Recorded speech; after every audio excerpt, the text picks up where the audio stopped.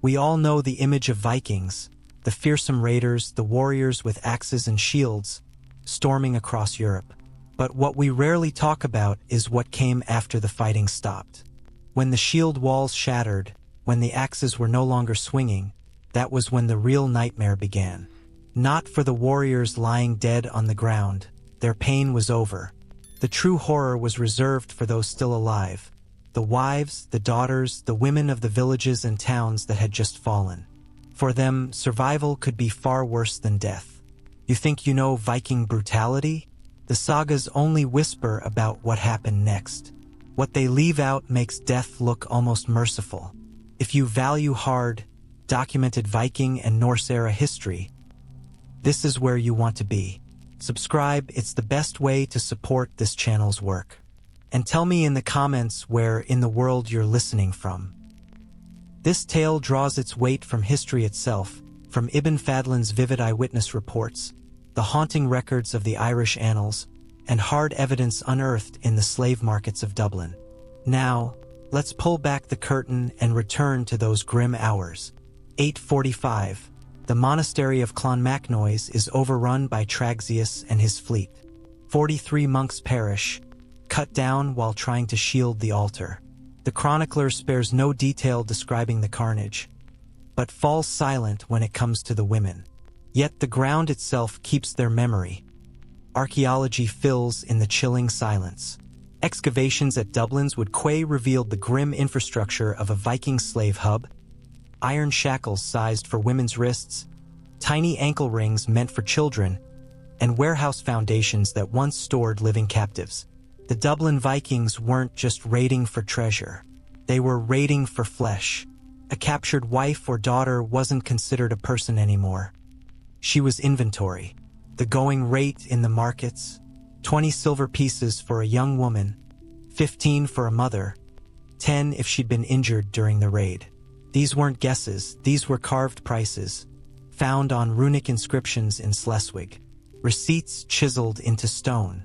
And here's the part the sagas never dare say out loud. Being sold was the best-case scenario. 862. Vikings strike the settlement at Portmerrick. The Irish annals record 47 warriors killed. What they do not record is what happened to the 53 women found afterward. But the land itself remembers. Soil samples from nearby bog sites turned up 23 female bodies. All of them showed clear signs of systematic violence before death. Skulls fractured from behind, arms broken from blocking blows, ribs shattered. This wasn't the chaos of battle. This was punishment, execution, methodical and slow. Carbon dating shows the killings happened days after the raid, after surrender, after captivity. These women weren't killed in the heat of battle. They were killed after the decision was made. 871. The Great Heathen Army captures Reading. The Anglo-Saxon Chronicle proudly records King Ethelred's defeat. It is silent about the royal women. Yet excavations at the old Saxon palace tell a darker tale. Foundation stones stained with iron oxide, enough to account for dozens of bodies. Because Viking war culture had rules, harsh rules. A defeated warrior's wife became the legal property of his killer. She wasn't treated as a servant. She was treated as a wife. Forced marriage by conquest. The Old Norse term was kona, literally owned woman. 9th century Icelandic law codes spelled out the process step by step. The captor had to declare ownership in front of witnesses within 3 days of capture. After that, other warriors could challenge him for her, sometimes leading to fights over women as if they were cattle at market. But even that was not always the worst fate. 878. Vikings attack the monastery at Bangor. The annals record its total destruction. They say nothing about the ritual that followed, but archaeology fills in the blanks. Burn layers packed with female bones, arranged in deliberate patterns. Viking funeral custom demanded sacrifice. When a great warrior died, everything he owned was burned with him. His horses, his weapons, and sometimes the women he had claimed. The Arab diplomat Ibn Fadlan witnessed one such funeral on the Volga in 921.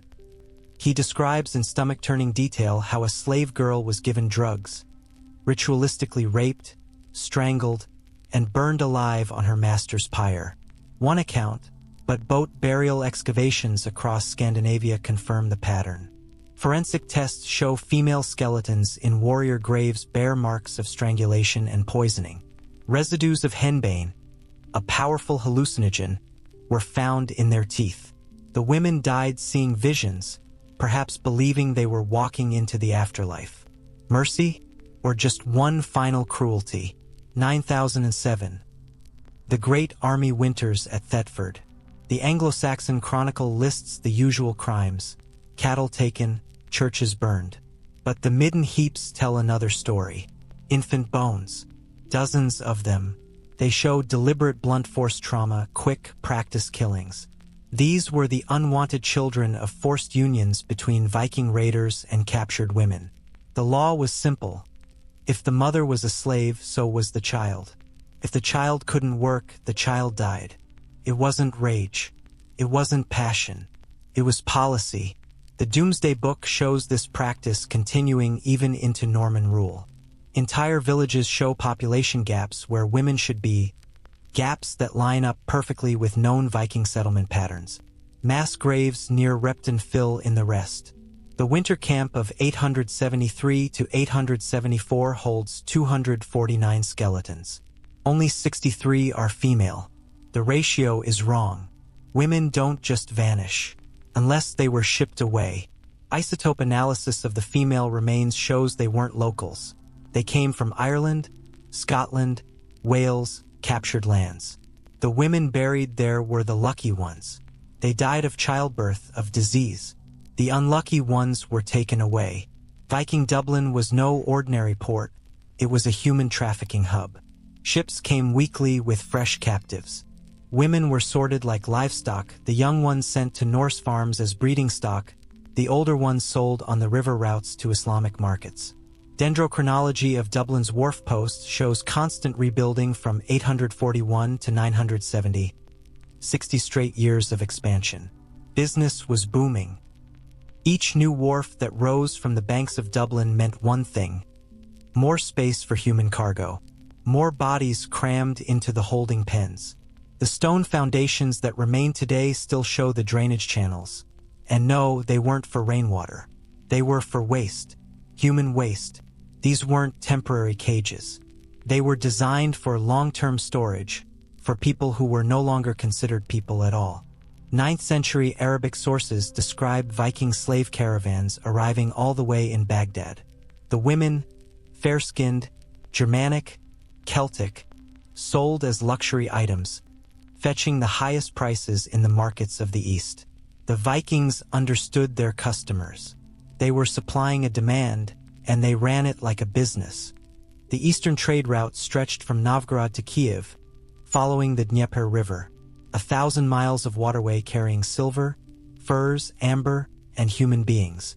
Ship manifests, carved into runestones, list their cargo right alongside other goods. 20 women per ship, that was the standard load. But as horrific as slavery was, as terrible as forced marriage or ritual sacrifice could be, there was one fate worse than all of them. It was reserved for women who resisted. 914. Irish forces storm Dublin and retake the city. The annals of the Four Masters celebrate the victory.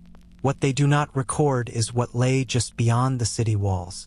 Recent digs have uncovered what the chroniclers left out. The execution pits. Stone-lined, deliberately shaped to be neither graves nor cells. They were death chambers. The pits measured 6 feet deep and 3 feet wide, too narrow to lie flat, too shallow to stand fully upright. The women inside had their legs broken to keep them from running. Their arms were shattered to stop them from harming themselves. They were left there to die slowly, days, sometimes weeks. Viking law codes spelled this out with chilling precision. A slave who killed or injured her master was to be buried alive, but not quickly.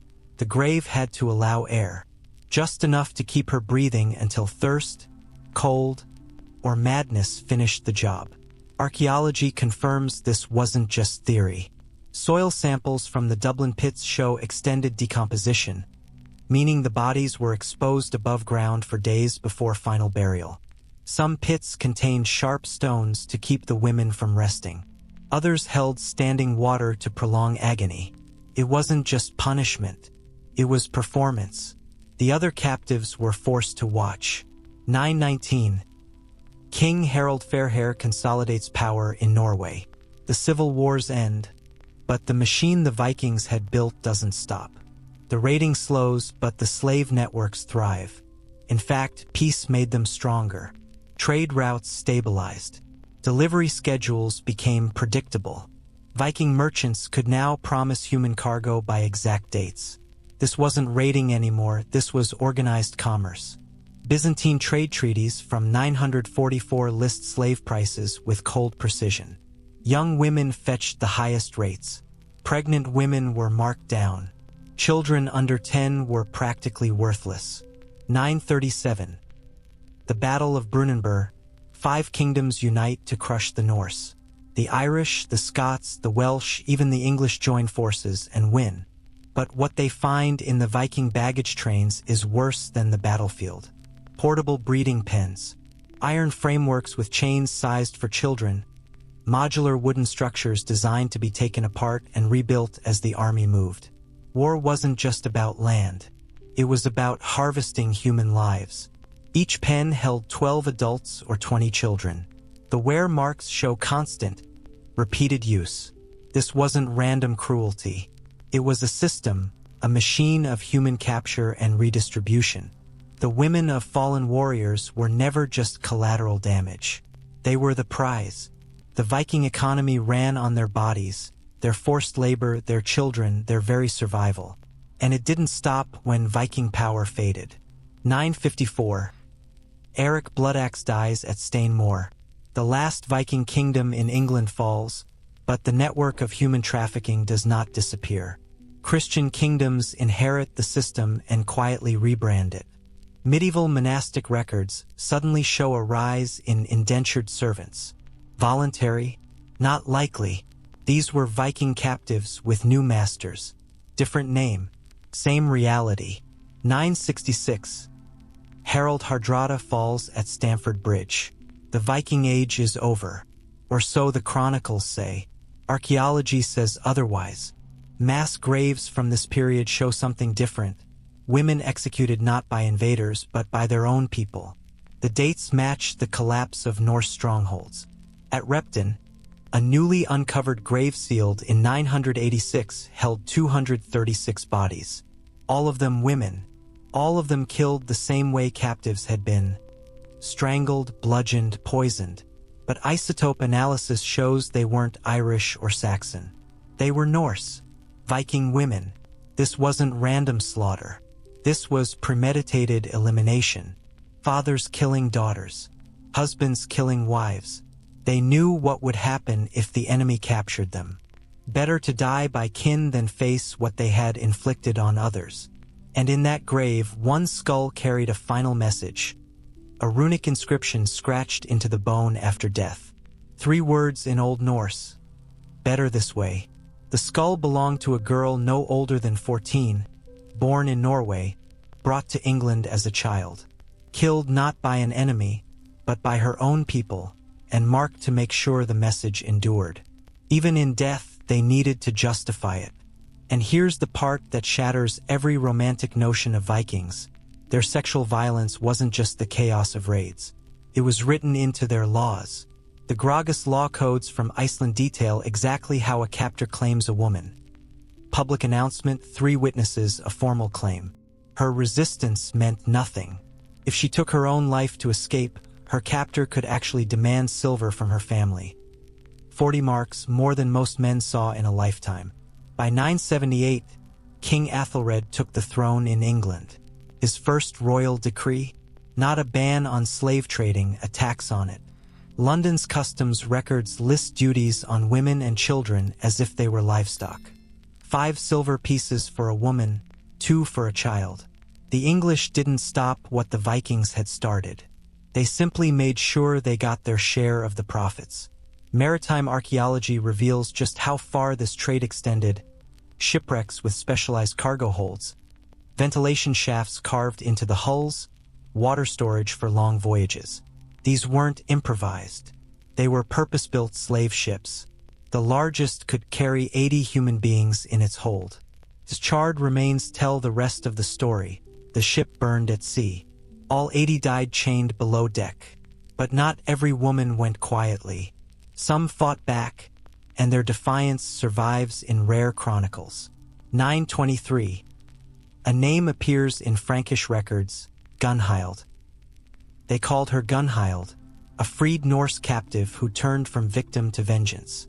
She knew her enemy better than anyone. She had lived in their camps, seen their rituals, heard their laughter as they broke villages apart. And when she finally escaped, she used every bit of that knowledge to wage a private war that shook the Viking world. For 7 relentless years, Gunhild struck back.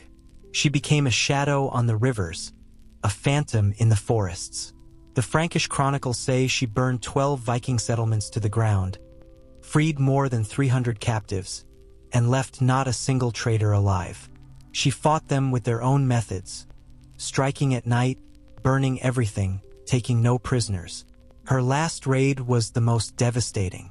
She targeted the slave market at Rouen, the beating heart of Norse human trafficking in the region. Contemporary accounts describe the scene with a kind of horrified awe. Every Viking slaver in the market, 47 men, systematically executed. The method was deliberate, ritualistic castration first, then death by bleeding. And then, she vanished.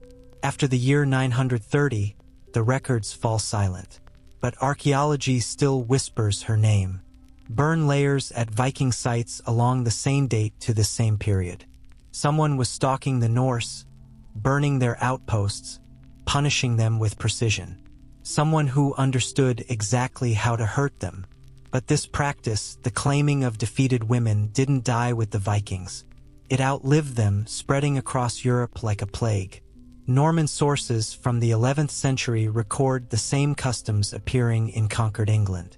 After 1066, William's knights were not just given land, they were granted everything on it. Chattels, the documents say, and women were listed right alongside livestock and grain.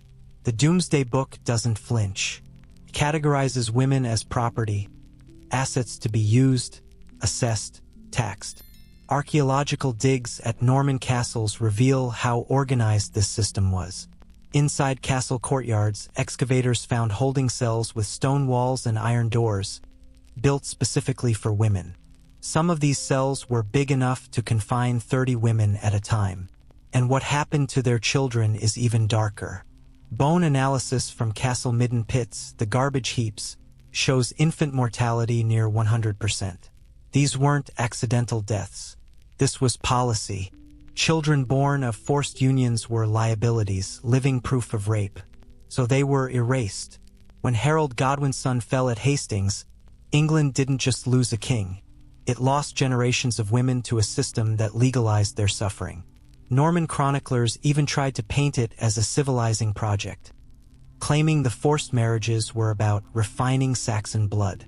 In truth, it was ethnic cleansing by another name. Medieval marriage contracts from this period show the economics behind the horror. Saxon heiresses commanded higher prices, not because of romance, but because of the land they carried with them. Rape became a transaction, a transfer of property. Whether a woman consented or not was irrelevant under the law. Some women resisted. Church records show convent admissions skyrocketed in the decade after Hastings, some by over 300%. Others resisted in the only way left to them, by choosing death. Suicide rates among noble Saxon women rose so sharply that the church called them martyrdoms. The crown called them destruction of property. And the most chilling evidence of all isn't in the chronicles. It's in our DNA. Genetic studies of medieval graveyards tell a story that the monks never wrote. Celtic and Saxon mitochondrial DNA, passed from mother to child, shows up in Scandinavian populations starting in the 9th century. The genetic trail follows the known slave routes perfectly. This wasn't cultural exchange. It wasn't peaceful settlement. It was systematic, generational sexual violence. Modern Icelandic populations carry roughly 60% Celtic female ancestry. In Norway, it's around 40%. These numbers represent thousands upon thousands of women, captured, forced to bear children, their names lost to history. And the evidence doesn't end there. Recent excavations at Jorvik uncovered something that may be the most horrifying find of all. A building that radiocarbon dating places at 876 AD. Inside were 64 individual stone cells, chains still bolted to the walls. Soil analysis revealed something shocking. This was no prison. It was a breeding facility. Those cells were occupied continuously for 4 decades. Bone fragments show the women inside were forced into repeated pregnancies over and over, and disposed of when they could no longer bear children. The building wasn't hidden on the outskirts. It was in the heart of York. Everyone knew what it was. Everyone knew what happened there. And the local church recorded it all. Baptismal records list 732 births from that facility, but only 12 children survived beyond the age of 5. The rest? Gone. Sold as servants, sacrificed to disease and malnutrition. The church collected payments for every child baptized, funding the construction of new chapels, new altars. Holy stone built on the suffering of enslaved women. Across Viking-controlled Europe, the pattern repeated. Every settlement had its holding facilities. Every church kept meticulous records. Every local lord took his share. This wasn't random cruelty, it was infrastructure. And just when you think it cannot get darker, the soil at Repton speaks. We once thought the mass grave there marked a single massacre, but deeper layers reveal multiple burials spanning half a century. This wasn't one moment of horror. It was a cycle of elimination. Women killed generation after generation to erase witnesses, to erase memory. Chemical analysis of the bones shows deliberate mercury poisoning, a slow, maddening death, a method that ensured the women would go insane before dying, their testimony useless even if they lived long enough to speak. Excavators uncovered chilling scenes. Mother and child pairs buried together, entire families systematically wiped out. These weren't random acts of violence. They were deliberate. Women who had served as interpreters. Women who had managed slave markets. Women who, in the eyes of their captors, simply knew too much. Even Viking women, the wives and daughters of fierce raiders, weren't spared when the tide turned against them. As Viking power collapsed, those women became liabilities. The graves at Repton tell the story. Norse women killed not by enemies, but by their own kin. Strangled, poisoned, beaten. Better dead, they believed, than captured. And then there was the skull with one last message to the living, 3 runes, carved after death. Better this way. It's haunting, isn't it? Even in murder, they felt the need to justify themselves. Even in death, they wanted to prove they were right. What do you think? Were these acts of mercy, as their killers might have believed, or simply acts of fear and control? Drop your thoughts in the comments. I always love hearing how you interpret moments like this from history. If you found this journey through the darker side of the Viking world as fascinating as I did, don't forget to like, share, and subscribe to Vassal Truths. Together, we'll keep exploring the hidden, haunting, and powerful stories that shaped our past. The ones that still have something to say today. Stay curious, because sometimes the dead have the most to teach us.